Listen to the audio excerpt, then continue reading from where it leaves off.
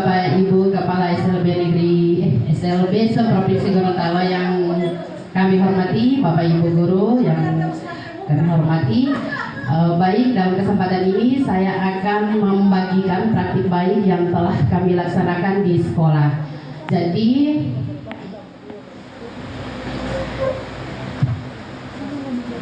di sini ada penerapan siklus inquiry. Jadi dalam program kami di sekolah itu untuk komunitas belajar itu diterapkan dengan sesuai dengan siklus inquiry.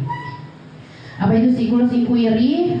Mungkin Bapak Ibu bisa googling. Tapi yang pertama di sini ada refleksi, yang berikut perencanaan, kemudian implementasi, dan juga mohon maaf, yang terakhir adalah evaluasi.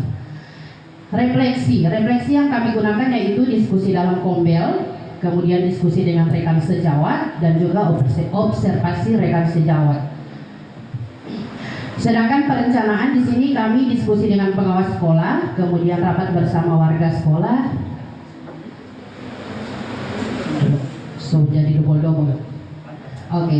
Jadi karena sesuai dengan rapor pendidikan untuk SLB Bonebolango itu memang literasi dan numerasi di bawah atau masih rendah. Jadi kemampuan siswa pada literasi dan numerasi itu masih rendah. Dan pada saat evaluasi dan juga rapat, ternyata di SLB Bonebolango itu belum ada guru yang paham dan memiliki pemahaman atau pengetahuan tentang strategi atau teknik yang digunakan untuk meningkatkan kemampuan litnum dari peserta didik. Sehingga dalam rapat itu kami memperoleh kesepakatan akan mengadakan workshop.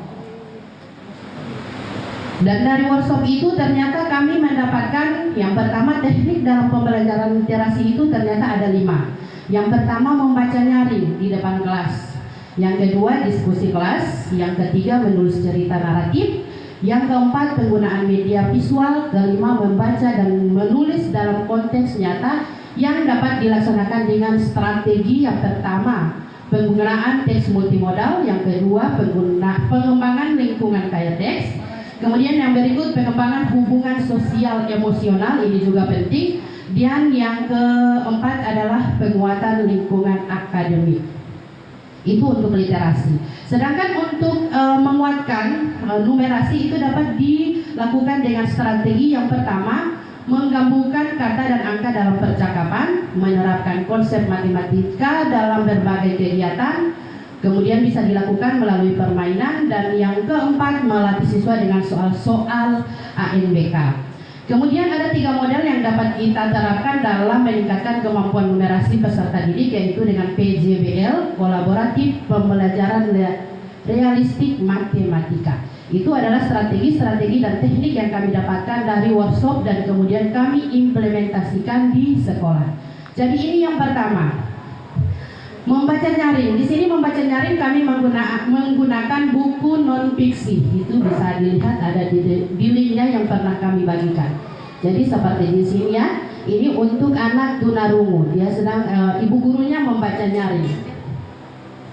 Mau putar sampai selesai atau semua skip?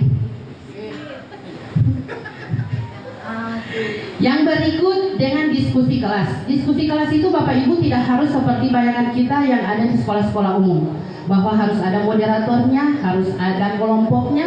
Dengan seperti atau interaksi aktif, berarti diskusi kelas itu sudah ada. Itu untuk anak-anak kita. Jadi jangan mempertinggi ekspektasi. Kita mulai dari bawah.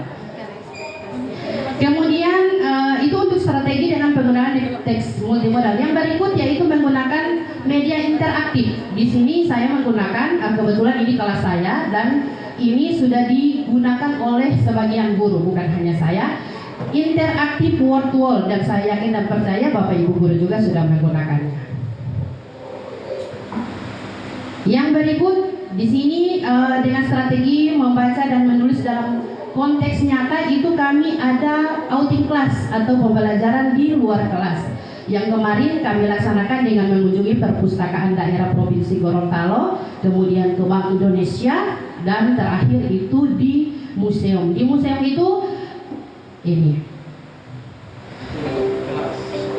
Kemudian yang berikut pengembangan lingkungan kaya teks, yaitu membuat kelas yang penuh teks. Kalau di sini untuk lembar kerja peserta didik itu kami sulap dalam bentuk barcode sehingga ada rasa penasaran peserta didik untuk ada apa sih di balik barcode. Dan ini latar belakang kenapa menggunakan ini karena sebagian besar anak-anak SMP dan SMA itu sudah membawa handphone.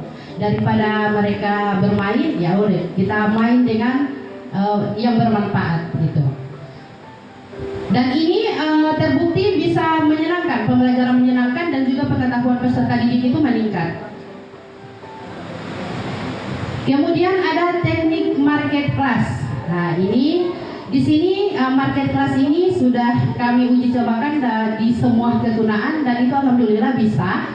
Itu tinggal bagaimana kreativitas guru untuk merancang lembar aktivitasnya. Karena ini untuk market class ini bisa untuk literasi, bisa untuk meningkatkan kemampuan numerasi. Tinggal bagaimana gurunya berinovasi dan berkreasi dalam membuat lembar aktivitas. Kemudian yang terakhir yaitu kami ini sebenarnya ada videonya di Facebook, tidak dapat diputar di sini, bisa diputar kalau kita buka linknya. Pembiasaan refleksi.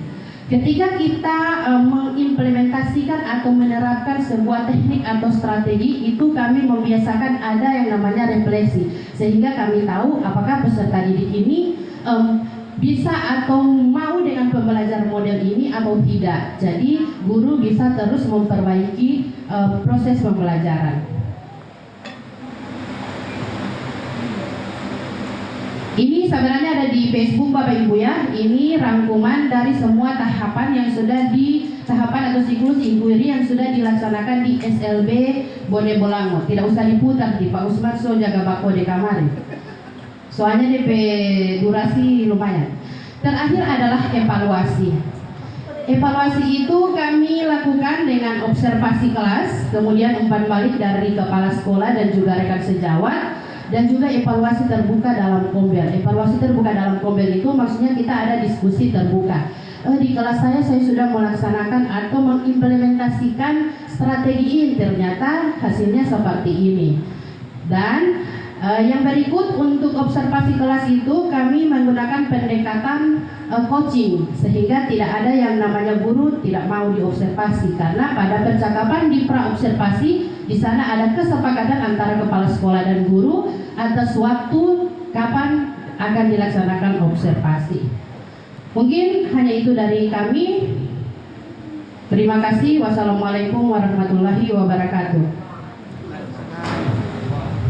Waalaikumsalam warahmatullahi wabarakatuh. Baik.